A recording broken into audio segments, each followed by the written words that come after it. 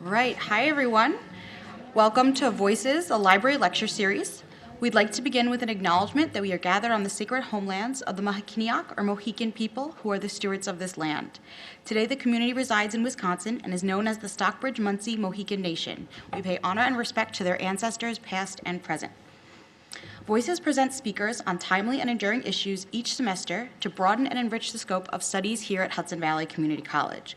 Please fill out and return the surveys you received when you came in. Community members will be in the back of the auditorium to collect them at the end of the lecture.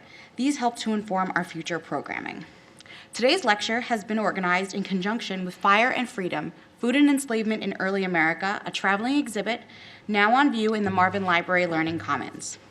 Today's speaker is Lavada Nahon, a culinary historian and interpreter of African American history focused on the Mid-Atlantic region. Over her almost 20 years of experience with historic sites, societies, and museums, she has cooked on a variety of historic hearths, many of which are no longer in use. She has developed a wide range of educational programs and historic dinners. Currently, Lavada is the interpreter of African American history from the New York State Bureau of Historic Sites. Her mission is to bring history to life, both by its tastes and by giving presence to Africans and African Americans enslaved and free in the landmass that was once known as New Netherland, in whatever way possible. Please welcome Lavada Nahon. Thank you.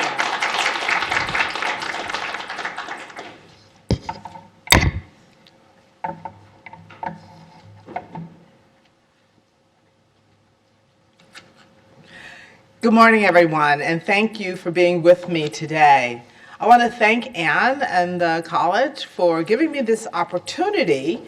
And this, before we get started, I'm going to apologize immediately. You know, one of those speaker things that you insert text, which puts then your slides out of order. So in the middle of the presentation, we're going to jump around a few slides. So I try not to make you dizzy, but just know that that'll be coming up. Months ago, when Anne and I discussed me coming here to speak with you about the exhibit, I'm sure she was hoping that I could add some nuances or give you a little bit more around culinary history in America. Now, that's what they said, right? Food and enslavement in early America. After looking at it, I realized that once again, Southern history was making its way into New York. That our regional story was being covered up. So I got back to her and said, I would like to do this, but I want to do it through New York eyes. Since then, a few things have shifted in my life.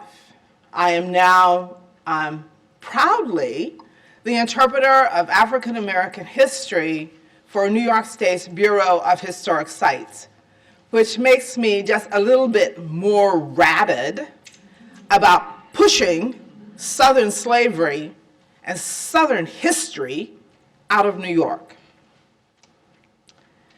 Over and over, when it comes to discussing colonial history, no matter whether we're talking about the enslaved, the food, the lifestyle, we want to focus on the South and the same founding fathers. By doing so, New York enslavers get off the hook. We ignore the thousands of men, women, and children that served right here in our own state.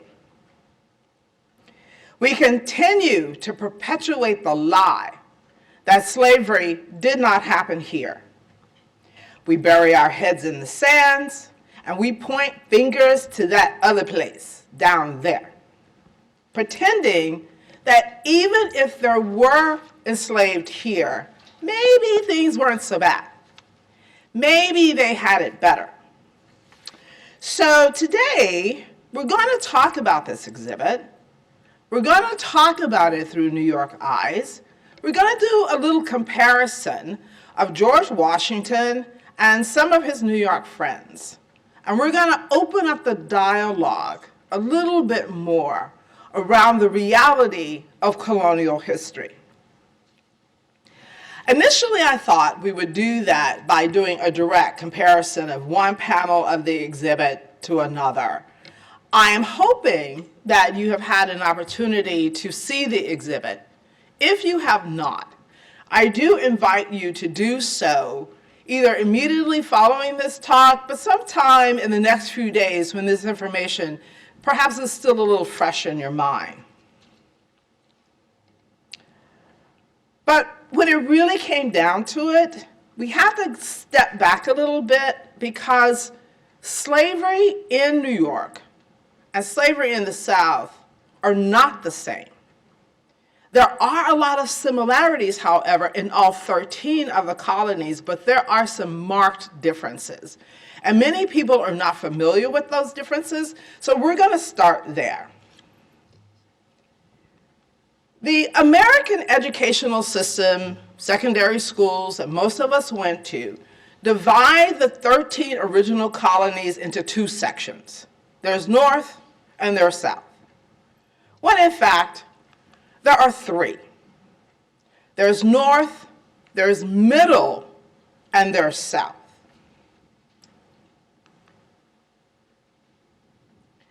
By ignoring that center section, we really don't take into account differences in temperate zone, river structure, lifestyle structure, but more importantly, we don't take into account the differences of how the initial colonies were established and how that played into what was going to be happening through the rest of the colonial period.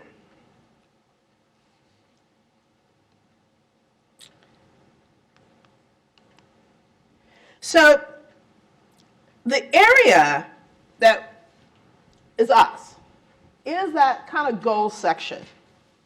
We end up being New York, New Jersey, Delaware, Pennsylvania, and Connecticut. That little landmass was not started by the same setup as the southern colonies or the North. The South and the North was land owned by the British Crown. Our little wedge was started by a company, the Dutch West India Company. So the focus for the Crown was to expand, get some riches, yes, but to expand. But when you're set up by a company with a board of directors, it's about the profits. And that whole focus on money makes a huge difference. But there's also a difference in the cultures between the Dutch and the British that really was not taken into account. Now, it was easy for the educational system to skip the 17th century in New York because those initial documents about our area were not in English. They were in Old Dutch. And we were blessed by the divine that Charles Geerling, a very wonderful but odd sort of scholar, learned that old language. His one job that he has done for over 30 years was to translate, along with a team, this amazing amount of documentation from Old Dutch to English. While he was working on those translations here, the same thing was going on in The Hague. But there are some gaps because the Dutch are pragmatists, and a big chunk of our early history got sold as scrap paper. So by getting that information into English, we now have a better idea of the differences in the structure. So one of the things that always comes up when we talk about the colonial period, and particularly around enslavement, is the word plantation.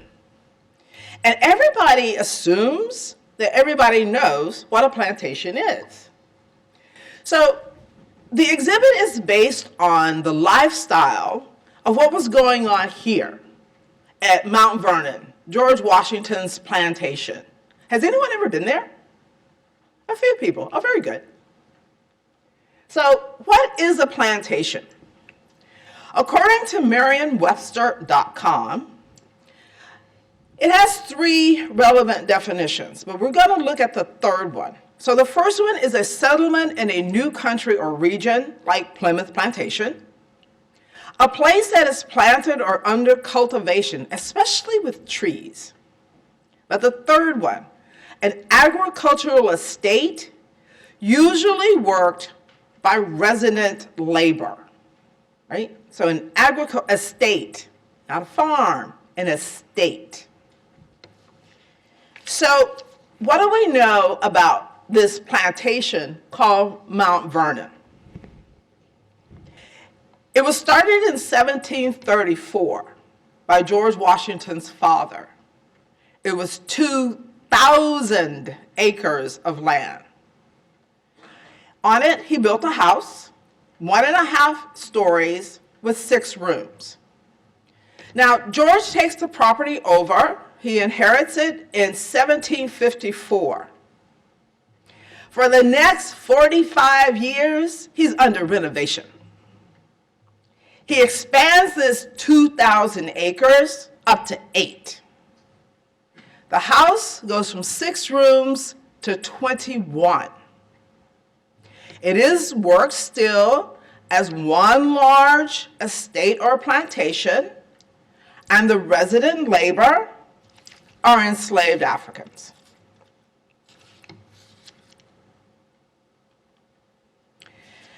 Unlike the English, the Dutch initially are not focused on land the way the British are.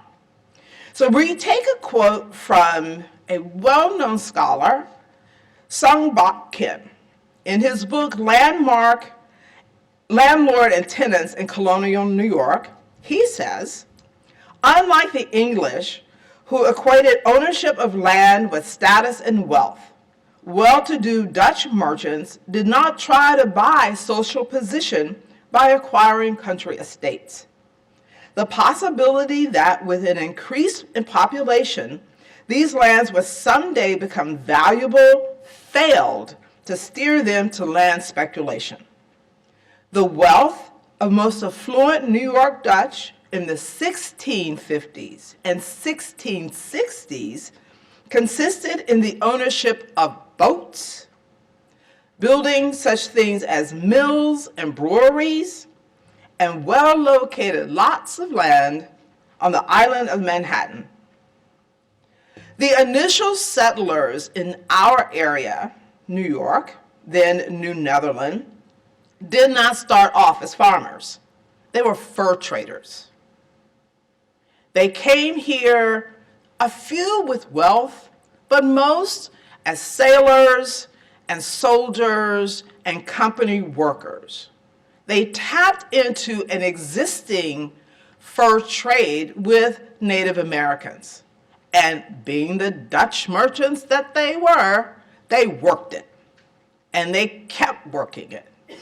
They sent so many pelts from here to Europe that the beaver almost went out of extinction. But they also included other things. Remember, most of our land had never been cleared. It is a time of wars in Europe. So wood for boats is really valuable.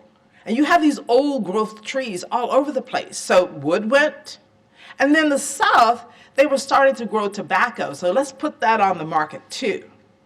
And then there's this thing about these enslaved Africans. So they start trickling into that as well. And then once the beaver is almost not available, they have to think of something else. So that's when they turn to the land. That's when the Dutch West India Company starts to see a decrease in their profits, and they have to shift the focus. Britain is kind of eyeing the land from afar, so they need to build a population here quick. So what they do is they set up what are called patents or patroons. They give a few people large tracts of land and then tell them it is your job to get people to populate that land. We're giving you the land at a good rate. The rest of it is up to you. And being practical, that's what they did. But when we think about New York, we don't hear the term plantation because we didn't call them plantations. They've never been called plantations. They're called either patroons or manors. When the English took over the colony of New Netherland in 1664, the owners of those tracts of land stopped paying taxes to the company, shifted that money to the crown, and kept doing business as usual. The crown then gave them charters, which legally allowed them to be called manors. And they gave the title for the man who owned that land, Lord of the Manor. Now, what is the difference between a plantation and a manor? A manor is a large tract of land, but it's generally not worked as one solid piece. It is broken into smaller farms, and those farms then are leased to tenants. And the tenants then are responsible for improving the land. Now, the owner may control certain tracts of that land. Like, if you have like a couple of thousand acres, an owner may control like 300 or 400 acres. There are agreements with the tenants. Let's set up the terms. You're on my land, so then you have to use my stuff. You have to bring your wheat, your lumber, or whatever to my mill. You have to build a house. You have to clear the fields. You can cut down certain trees, but others you cannot. For instance, you can't cut down the black walnut trees because that's wood that's for good high-grade furniture. So I can sell that myself. You get to cut down the poplar and the oak and all the other trash stuff. You do these improvements. I know you're new as a tenant, so I will loan you the money. But no matter what you do, I own it anyway. It's my land. This whole concept of manors is not new. It actually dates to the medieval period. So they really are the mindset of feudal lords. And that's really how they run things. Now, George, with his expanded 8,000 acres, is a second-generation landowner. By the time we get to some of his friends, they're actually third-generation landowners. So you would think by third generation, whatever land they had really been reduced. You know, each generation has more kids, and you have to break it up, and there's more to inherit, so it goes down and down and down. But honestly, that is not the case in New York. So who are some of George's friends? Now, I didn't randomly pull these names out of the hat. These are men where we know George Washington spent time with. He was in their homes. They were the officers with him in the Revolutionary War. This is where, when he was in town, he slept, because remember, there are no hotels, and a man of his status is not sleeping in a tavern. This is pre-restaurant culture, so you've got to eat somewhere. So you really do go to visit, and you are there for a long time. So his cronies, guys like Philip Schuyler, Robert Livingston, Frederick Phillips. Then there are a few others, like Pierre Van Cortlandt, John Jay, Philip Van Rensselaer. So we're going to look at what his friends are holding, and then we'll get back to the exhibit. Oh, sorry, wrong direction. So Philip Schuyler. Most of these landowners started late 16th, early 17th century. The original patent, called Saratoga, started in 1684. It was owned by 7 people. 164,000 acres of land. Philip Schuyler owns 3rd generation, 24,000 acres of land. Remember, George has 8. His Albany house, his city house, is sitting on another 80 acres of land. Not worked as one farm, broken into little farms. The labor, enslaved Africans as domestics in the house, enslaved Africans on parts of the estate that he controls, then European tenants, and they own enslaved Africans too. Then let's go to Robert Livingston, who eventually is called Chancellor Robert Livingston because the Livingstons really are very common. It is common to name, carry familiar names, like we do now, a junior and a second and third. So in every generation of Livingstons, there's a guy named Robert. So we separate him by calling him Chancellor because he ends up being the top lawyer in the state of New York. He's the guy who swears George Washington in as the first president. So his estate is called Claremont. That original estate, 160,000 acres. By the time we get to him, he owns 95,000 acres of land. Again, smaller farms, European tenants, enslaved Africans, but he needs a little bit more labor, so he cuts a deal with Queen Mary, and then he brings over Palatine Germans. They come as indentured servants. They're working side by side with enslaved Africans. Once their indenture ends, they become tenants, they become landowners, they also become slave owners. Frederick Phillips III. Phillipsburg Manor, 52,000 acres of land. Sectioned into smaller farms, leased to Northern European tenants. The Phillips family actually controlled 2 big chunks of their estate. They control around the Upper Mills, which is 500 acres off the Potomac River. Then they control another 300 acres down in what is today Yonkers around the Nepperhan River. Then we just have a few others. Pierre Van Cortlandt, 86,000 acres of land. John Jay, 5,200 acres of land. Philip Van Rensselaer, oh, wow. I couldn't even find a number. But off our wonderful New York State Museum website, and trying to explain Rensselaerwick, they say, although its exact boundaries defy definition, it included all of the land that surrounded the city of Albany.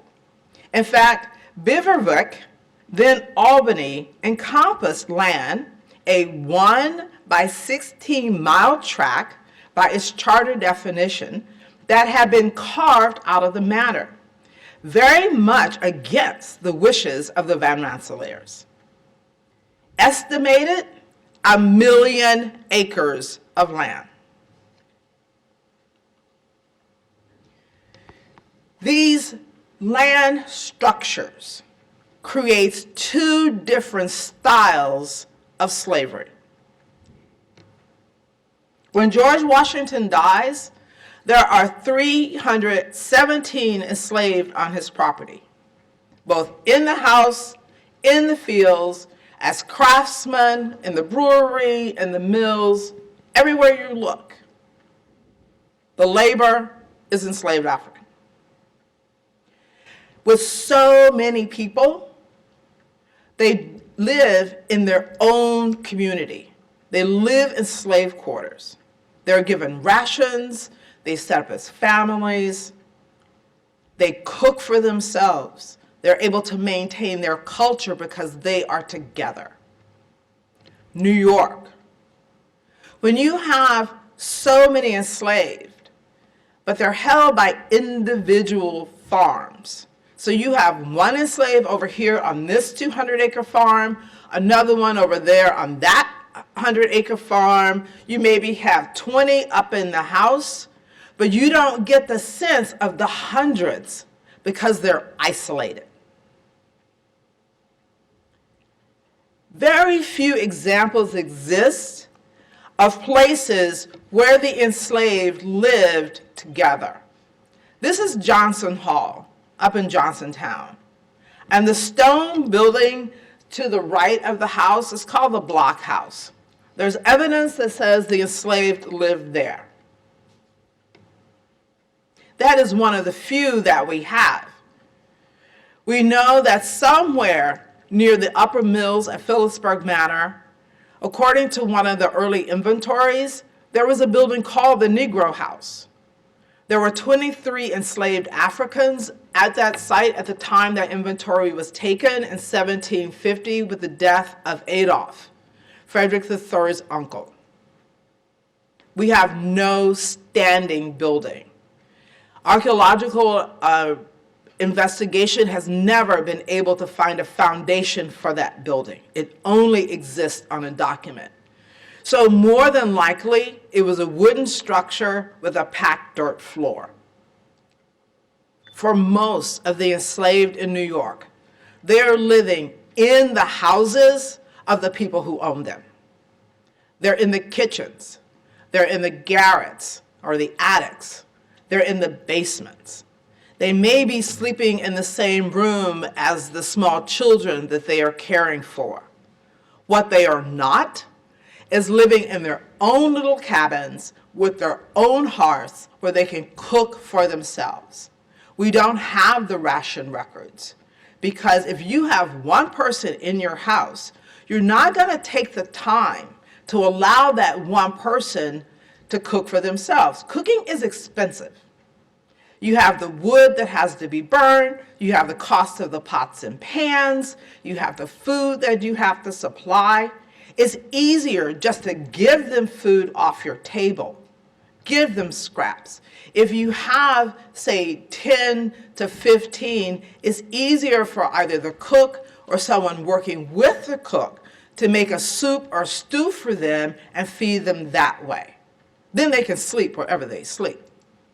Hopefully on a floor that has boards.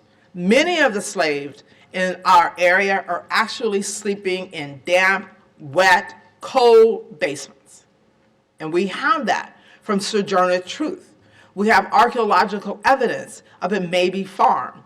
We have a number of places where we can document the inhumanity of just where these people who have worked all day have to sleep.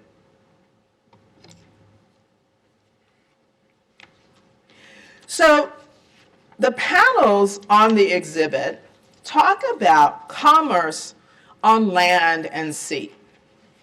They've got a river, and I never pronounce it right. They've got the Potomac, runs right in front of George Washington's estate, but you know what? We got a river too. We got a lot of rivers. We have the Hudson River, and the Hudson River is deep.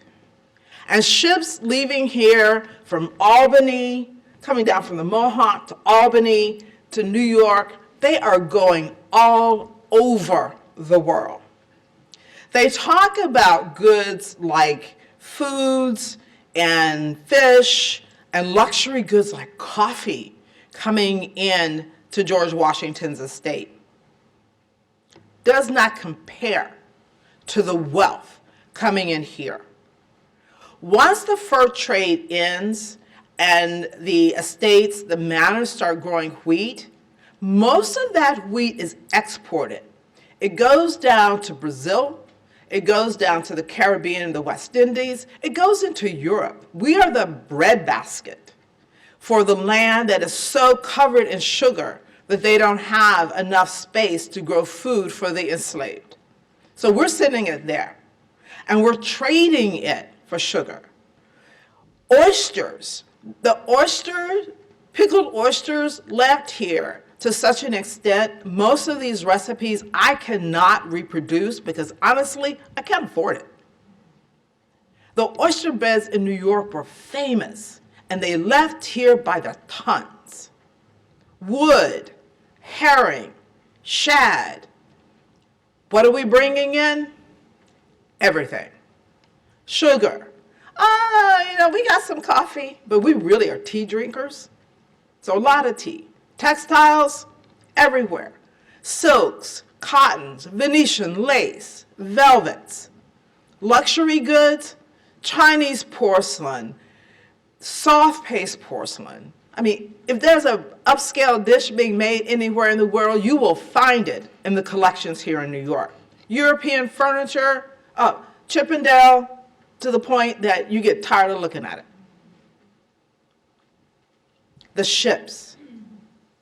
Remember, Holland, the Dutch, been living on the water.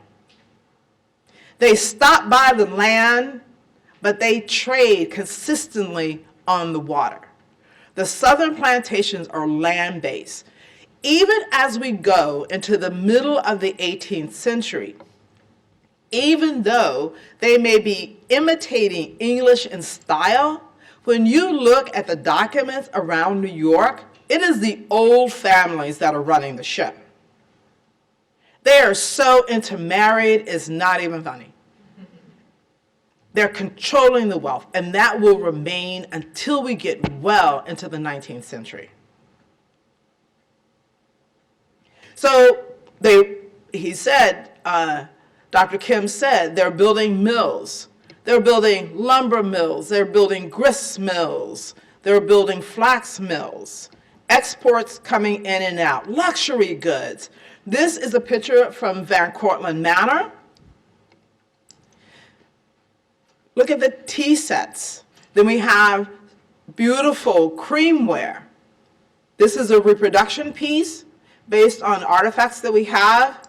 This is just one slide. If you go up to the Metropolitan Museum of Art, into the open stacks, it is just like glass case after glass case of teaware, whether that is in porcelain, whether that is in silver, whether that is in pewter. We are tea drinkers.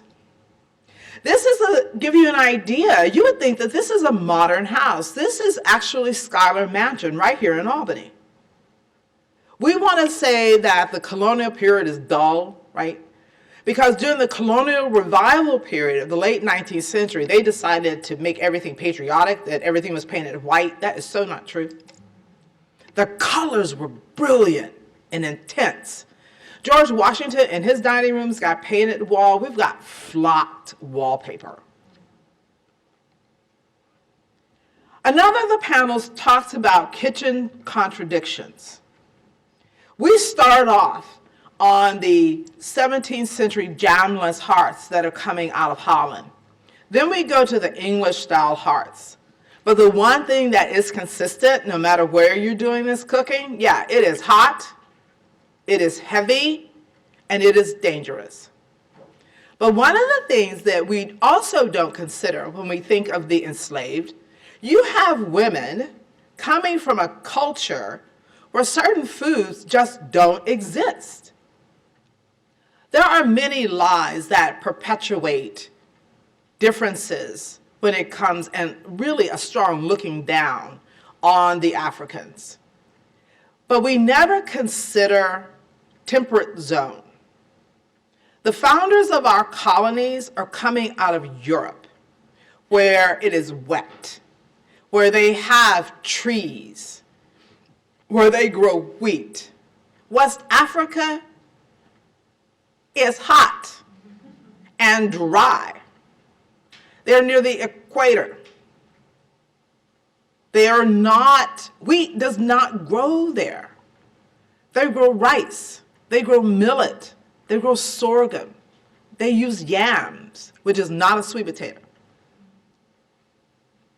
They have to learn here, when we get into training the enslaved cooks here, that's a whole area of research that I'm delving into after being on these hearths, and I cannot imagine what it would be like to step off a boat with the worst kind of PTSD, step into one of these kitchens with someone yelling at me in a language I don't understand, shoving a piece of bread in my face, and telling me to make something like that. They don't know what bread is. They don't know what toast is. And the meals are amazing in the 18th century. Truly amazing. But we look at the documents and they're called servants, they're not called slaves. Remember, pre-restaurant culture. So how many of you have ever considered what an 18th century meal was like? So if you're going to go out to dinner and you're going to do a 3-course meal, right? That is generally a soup or salad to start, a main course, maybe a little vegetable thing on the side, and then a dessert. That style of eating is service à la Russe. That is 19th century. In the 18th century, we're mimicking England and Europe. We're doing what's called service à la Française. There are 3 courses. The first 2 are very similar. And depending on whether you're dining en famille, with family, or you have guests, that could be anywhere from 5 to 21 different dishes per course. And then there's dessert. And then there's cheese and nuts and Madeira and port. These meals take hours to consume. They take months to prepare.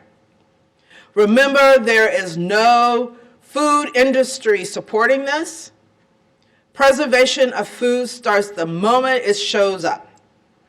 So not only are the cooks cooking every day, but during berry season, they are making the jams and the jellies. They're doing the butchering in the winter. They're making the bread. They're making everything that is consumed, because the ingredients are coming in, but the production has to be there in place. And this is one of those dining rooms. And this again is at Schuyler. So we're looking at that beautiful flocked wallpaper, high-end china, silver, bone-handled knives, lingering around a family meal. And this has to happen every day, all day, 7 days a week. So we've got our bling. The exhibit will show you some of George Martha's bling, but we got bling. We got some great bling. Thank you, Amanda, for the bling. So those boxes against the wall are for knives. That's a sign of your wealth. You know, we don't really consider that. People did not even have initially enough money to supply forks and knives for everybody. So you actually had your own individual set. But then as the wealth grew, they were able to then supply their friends. So when you go to the Metropolitan Museum of Art, when you go to Albany Institute of History and Art, when you go down to the New York Historical Society, when you go to the Brooklyn Museum and you look at the silver collections in the American wings, guess where that stuff is coming from? A lot of that out of the houses right here in New York. That's a really nice serving dish. That's a lot of silver. Oh, and that's just a simple creamer. We have the receipt books. We have all of those things. We have recipes for cakes. So this is a rich cake, a common kind of cake. Butter, local, sugar, imported, eggs, local, flour, local, everything else is imported. Currants, candied lemon peel, candied orange peel, rose water, French brandy, sherry, nutmeg, mace, ginger, cloves, allspice. This recipe is not a one-off. I'm finding these recipes all over the entire region. I have cut these recipes down because honestly, if I'm just making this for fun, one cake alone will cost me $30 or better, just in the ingredients. You think they're sugar cookies, but they're not. That's gingerbread. There are so many different kinds of gingerbread. Sugar, butter, flour, ginger. We don't grow ginger in the United States. Again, trade with China. It says enslavement, power struggles. No matter where you are in the 13 colonies, slavery is never benevolent or kind, period.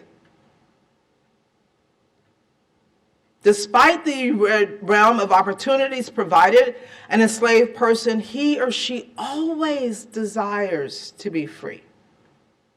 We know that. We have the runaway ads. We've got pages and pages and books full of runaway ads from enslaved here in New York. And they always, more often than not, will specifically bring attention to captains of ships, because that's where they're going. They're hoping to get on a ship that will take them into Europe. They're hoping to get on a ship that will take them back to Africa. More often than not, they're on a ship that is headed to the Caribbean, so they are resold to the sugar plantations and worse, enslavement. But they negotiate. They negotiate just like they did in the South for things like to be able to celebrate New Year's or to be able to celebrate Pinkster, which is a huge celebration. They negotiate to keep their children, but more often than not, they can't. They feel the whip just like they do in the South. There are insurrections here, just like regular parts of the colonies. There are two major insurrections in New York, one in 1712, the other in 1741, and the punishments are horrific. They are barbaric. Why? Because there is a huge population of enslaved in New York. 1/5 of the population. Before 1740, New York is the largest slave market in the 13 colonies. Afterwards, South Carolina, Charleston becomes number 1. New York goes to number 2. It's not just a few here. The numbers rival and in many cases are bigger than the southern colonies. The last panel deals with freedom. In reality, it's lip service. When George Washington died, there were 317 enslaved people at Mount Vernon. 123 of those people he owned outright. His will freed one person, his valet. The rest could be freed generously when Martha died. They have to keep serving her. The rest that are owned by her, she can't even free because they were part of her dowry from her husband. So they belong to the estate. Here, it's the same thing. Many of the founding members of New York's Manumission Society owned enslaved people.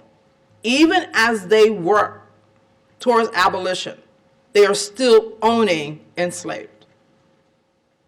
There are laws that go on and off the books in New York, so you can't just free your slaves. They're going to make sure you can't do that. You have to pay a 200-pound bond per enslaved person. And then you have to pay them 20 pounds a year. So a woman like Catherine Van Cortlandt set her will in a year that that law was not on the books. But when she died, it was. She was granting her enslaved freedom, but in fact could not free them. Her heirs could not free them because the money had not been set aside for them to be able to do that. Gradual manumission starts here in 1799, but it only applies to children born July 4th, 1799 and later. It's not until 1817 that they do a law that deals with everyone who is enslaved or born earlier. But the last person is not freed until 1848. Our challenges, we have a lot of challenges around this history. We have a lot of challenges around exhibits like Fire and Freedom. We are coated with Southern history, and we need to bring New York history up.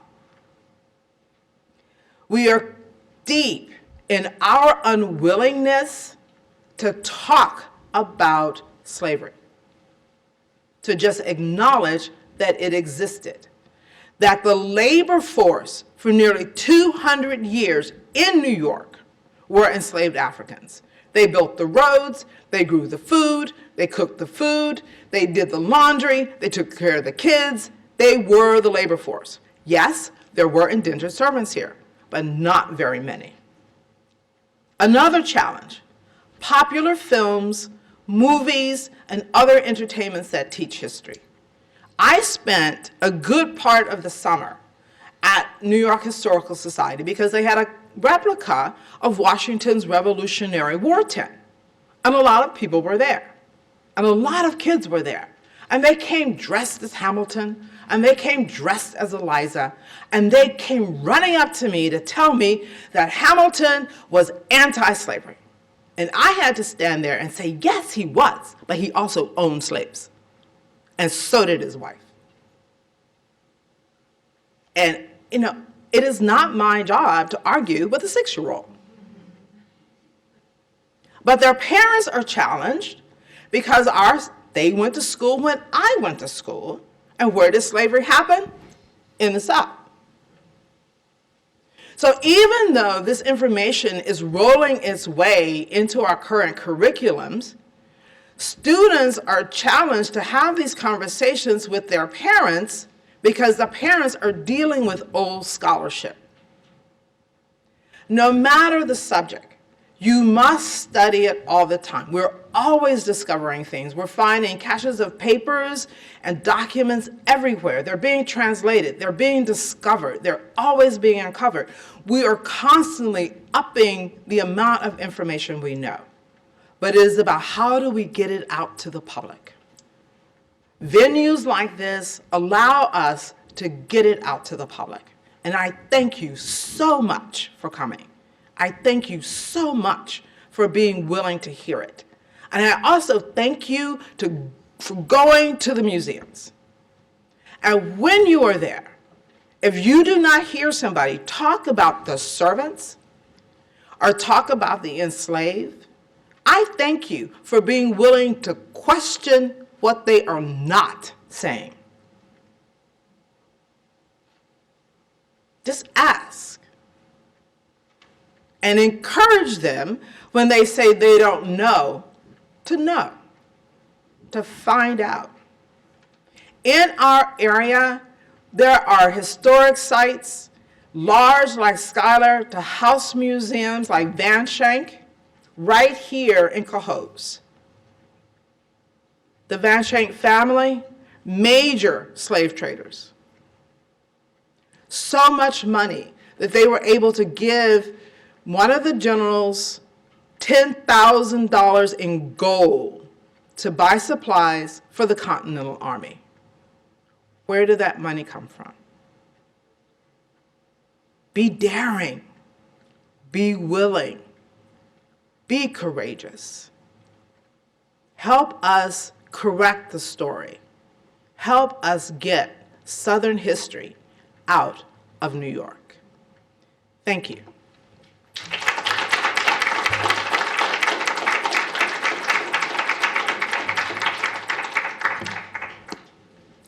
So now I'll put on my glasses. Does anyone have any questions? Yes? You said before that a lot of the runaway slaves would try to take ships back to Europe or Africa. Did they ever try to go to Canada? Was that ever option? It depends on the time. One of the things that we don't realize, there was slavery in Canada.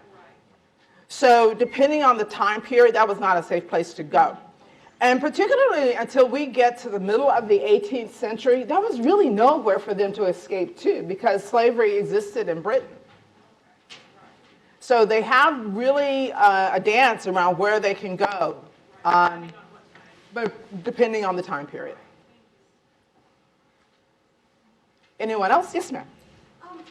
That was wonderful, thank you. You're welcome, thank you. I've been to the Livingston House in Claverack. It's a yellow house where the orchard is. Yes, it's one of the cousins. That house, how did that fit into the larger picture when you talk about the big Livingston Phillips Manor? Well, the Livingston estate was really large, and it was broken up, and then they also got more. I only tracked the one immediate line from the founder of Livingston Manor. But it's a large family. They have a lot of brothers and sisters and cousins and things like That that. house is still in their family privately owned. Yeah, the Livingstons are still rolling in the dough. Yes, ma'am. I'm excited to know what your new job will allow you to do, what kind of layers of interpretation you're going to be able to bring to the museums and sites in New York. Well, that's interesting because I asked them what they wanted me to do, and then they looked at me and said, so what do you want to do? So part of it really is me crafting a scope of work. Part of it is, and my time period has expanded. So I've gone from 17th to 19th century, now I'm all the way up to the 20th century. So it is about working with the historic sites to help the staffs work through their challenges around discussing enslavement. That's the first. It is helping to do research. It is about helping them put together programs. And it is about looking at opportunities in every which way. For instance, this is the anniversary year of the 19th Amendment, right? Everybody knows women got the right to vote, right? Wrong. White women got the right to vote. African American women did not get the right to vote until 1965 Voters' Rights Act, right? So I am that person standing there saying, excuse me, no. So it is that kind of opportunity. It is vast. And one of the things that I have come to appreciate is, there's an old Jewish joke that, you know, if you say to God, this is bad, God said, oh, you think this is bad. And then when you say, God, this is good, and oh, you think this is good. So that's where I am in the good. I was obviously not dreaming big enough. And it's really big. And it is a huge responsibility because it means there's a whole lot of even studying that I am doing constantly, bringing my own information up to speed in every aspect. So I'll give you my card and ask me in 6 months. Yes? This is sort of a really big question. Okay. So if we were to get the South out of our New York history, so we had a better understanding of New York history, how do you think that might change how we think about New York's present? How do you think we will change how we think about New York's present? Like New York Present? now, how we would think about. Well, I think it would help us to understand that, first of all, that whole, no matter where we are in New York, we are so money-centric. It would help us to understand that that was not something that was imposed upon us as a new thing, but that was something that was imposed from the very beginning. Also, it would help us to see that from the very beginning, the diversity that is New York existed.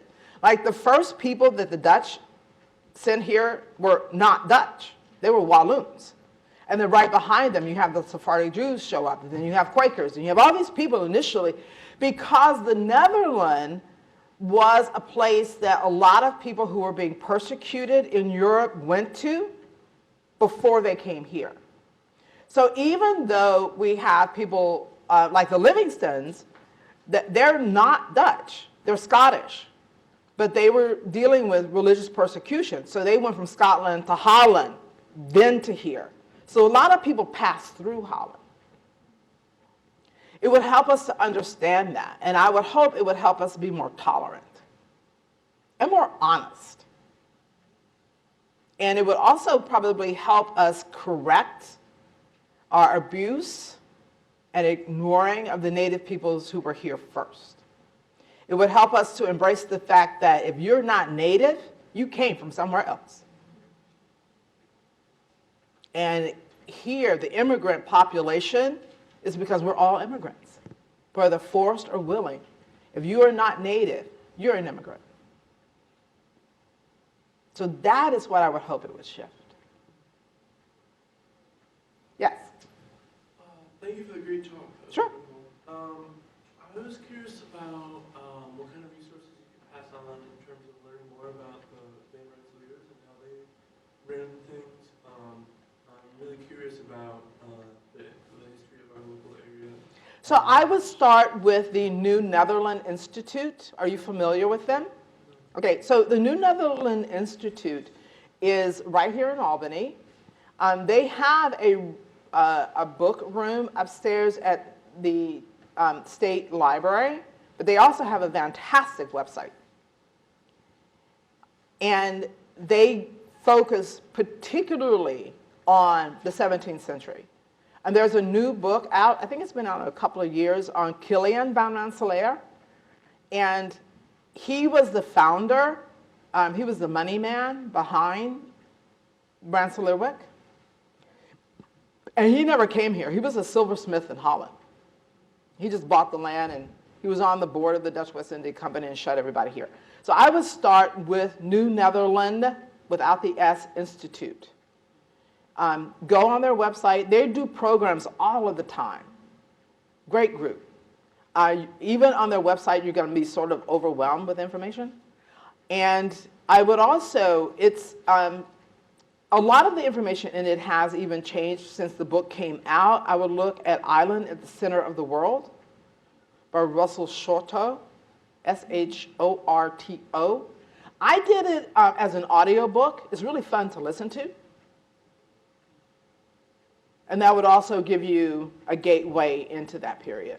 Okay, I'm particularly interested in how kind of the system that they set up in their big banner maybe carried through to like more recent times, and maybe we're still seeing the lingering effects of that. Right, I would start, as I said, with the Institute because they have a couple of pages on just those initial structures and how the legal system was set up and the land system was set up.